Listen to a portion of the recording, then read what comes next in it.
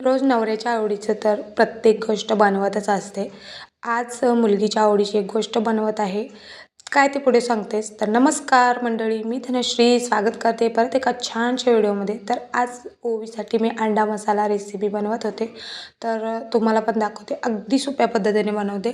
तर सगळ्यात आधी उकडलेली अंडी हळद आणि लाल तिखट टाकून या पद्धतीने फ्राय करून घ्यायचे. त्यानंतर हा मेन मसाला आहे. त्यामध्ये कांदा, टोमॅटो, लसूण, कोथिंबीर, हिरवी मिरची आणि त्यानंतर तीळ आणि खोबरं या पद्धतीने सगळं घालून या पद्धतीने बारीक करून घ्यायचं आहे.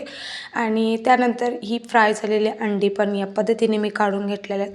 त्यानंतर सेम कढईत परत थोडंसं तेल टाकून त्यामध्ये कांदा आणि तमालपत्रीची फोडणी देऊन मस्त असं सगळं ब्राऊन होईपर्यंत भाजून घ्यायचं आहे.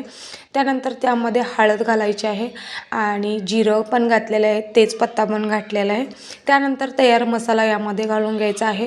त्यानंतर त्यामध्ये चवीनुसार मीठ, गरम मसाला, चिकन मसाला आणि त्यानंतर लाल तिखट घालून सगळं एकजीव करून घ्यायचं आहे. आणि मसाल्याला तेल सुटल्यावर त्यामध्ये आठवणीने गरमच पाणी घालायचं आहे. गार पाणी घातलं तर तुमच्या ग्रेव्हीला कट येणार नाही आणि चव पण लागणार नाही.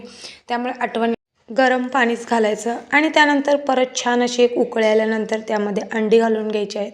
परत उकळी आल्यानंतर खाण्यासाठी अंडा मसाला तयार आहे. आणि ओवीची ही रिॲक्शन बघून तुम्हाला समजू शकतं की ते किती छान झालं होतं.